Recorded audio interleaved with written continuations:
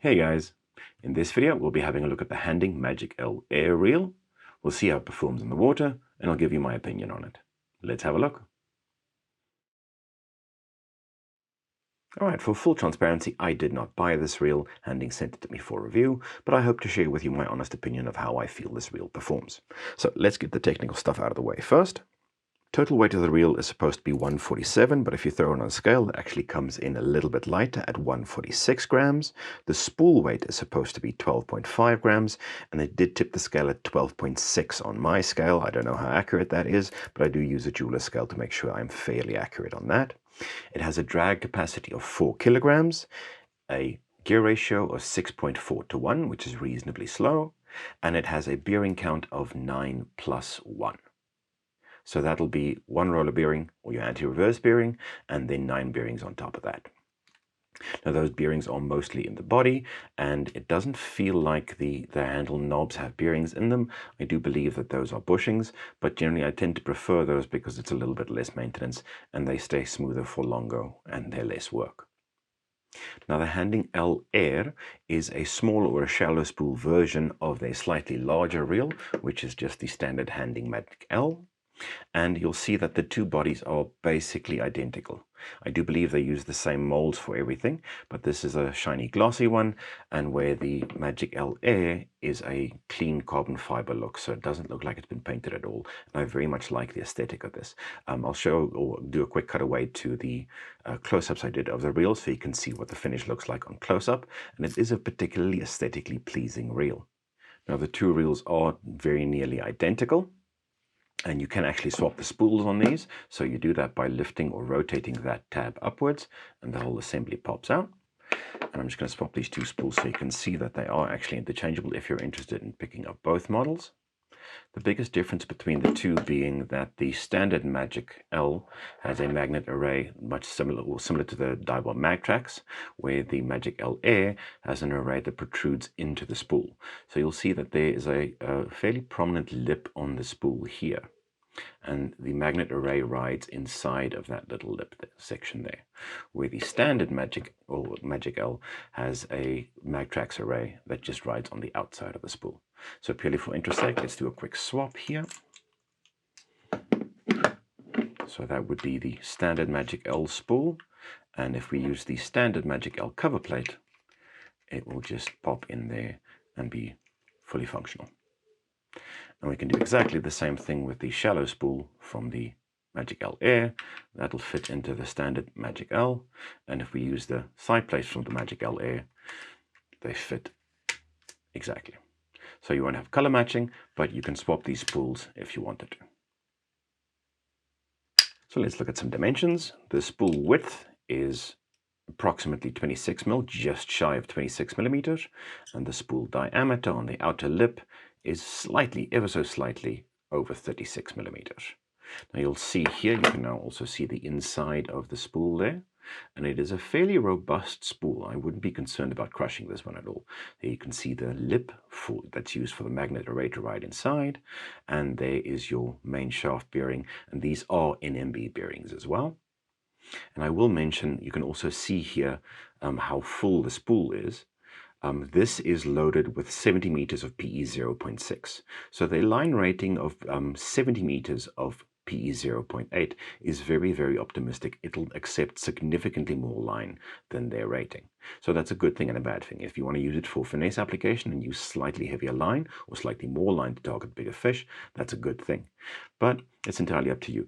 The ability of adding a little bit more line on there is good, and the maximum diameter is fairly big. So if we look at that again, it's 36 millimeters. So it'll easily accept line and function as a BFS spool, or accept more for slightly heavier duty applications.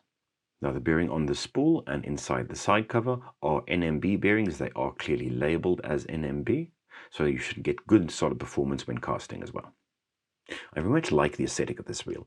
Plain, it's simple, it's understated, it's elegant. The plain black body with a little bit of sparkle in the carbon fiber very much appeals to me. I very much like the carbon fiber reel handle as well. This will be a dividing point for some people. The EVA knobs, if either you love them or you hate them. Some people like a smaller, low-profile handle. I tend to like EVA knobs, but I know I might be a bit of an oddball there. I do like the red accents. It's important to note that the drag or the spool tension adjustment does not click. The drag star does click. The drag itself, unfortunately, is not a clicking drag, which I'm a fan of. I do love a clicking drag. So the silent drag is something I would have liked a drag click on this guy. And obviously very prominent, very noticeable clicks on the brake adjustment. I very much like the oversized brake dial or brake adjustment dial on this, which is easy to read, easy to see, and there's no chance of you accidentally bumping this, which I have found with a number of BFS reels. Because I palm and I do have very big hands, I tend to bump that dial quite often. With this guy, because it's recessed there's absolutely no chance of me accidentally bumping that and changing that and causing a massive blow up. The reel is quite smooth in the hand and is reasonably quiet. It does have a hint of geariness to it, but it's not more than any other reel I've ever tested before. I do very much like the operation, and it feels very robust in hand. Though it is light at 147 grams, it does inspire confidence in the sense that there's no body flex, no body movement, and it seems like a very, very robust reel in hand. On the off chance you do get your line stuck in between the frame and the spool, it's very easy to pop out. You just lift that tab up and the whole assembly lifts out. It is not a captive assembly, so it is loose. Be careful when taking this guy out near the water. But in my experience, I didn't get the line stuck inside the frame once. So that's not really a major concern for me. On multiple days of long use, I didn't get my line stuck in there once. So I'm not particularly concerned of you needing to take off the side cover in the field very often, but it is easy and simple to do. Before we talk about performance, let's talk about the braking system on this reel first. It is a unique assembly with this circular array that actually fits inside your spool. And you'll note that there are quite a number of magnets on this unit. Now, in my experience, the reel is slightly over-braked. By that I mean, for BFS applications, I use the brake set between 1 and slightly over 2, about 99% of the time. And if you do stick it on anything over 2, I'll demonstrate quickly. If you stick it all the way up to 6, you get almost no free spool whatsoever. And it is noticeable that you do feel tension on the reeling process as you bump up your brakes to past 6. From about 4 onwards, it feels very free, but you do absolutely notice a tension and a restriction on your reel as you rotate this with a very high setting here. So the wheel is slightly over-braked, which isn't a terrible thing, specifically if you're interested in skipping a lot or skipping into cover, where a slightly higher brake setting could be a very handy thing. But generally speaking, I run the brakes between 2 and 1.5 for most of my application, and that was casting weights from 3 grams up to about 7 or 8 grams. And the wheel functions very well in that specific range.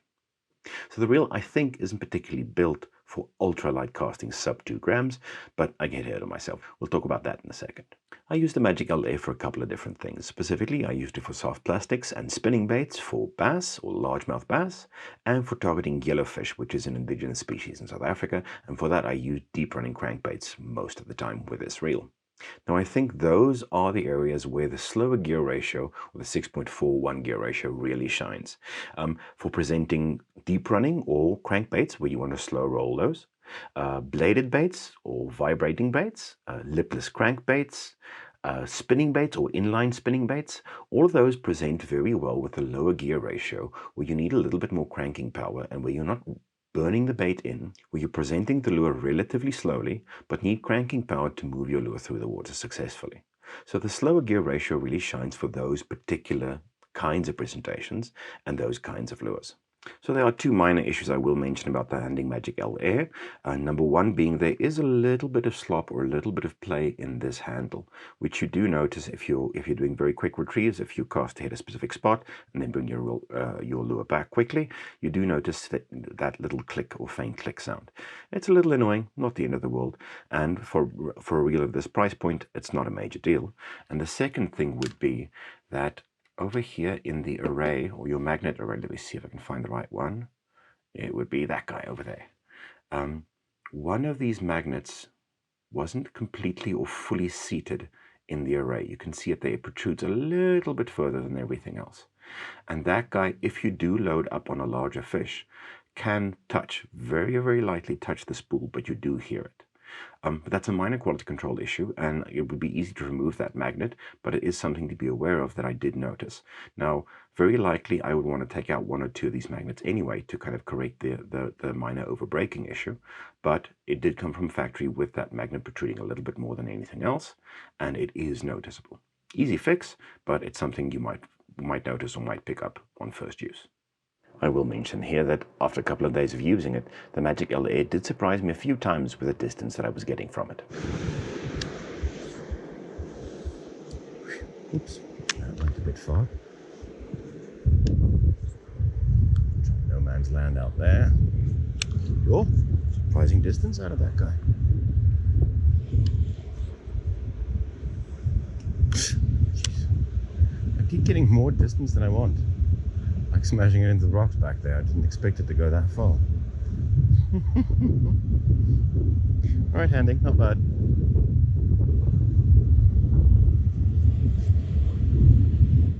The Magic LA does have a fairly heavy spool. By BFS standards, 12.6 grams is fairly heavy.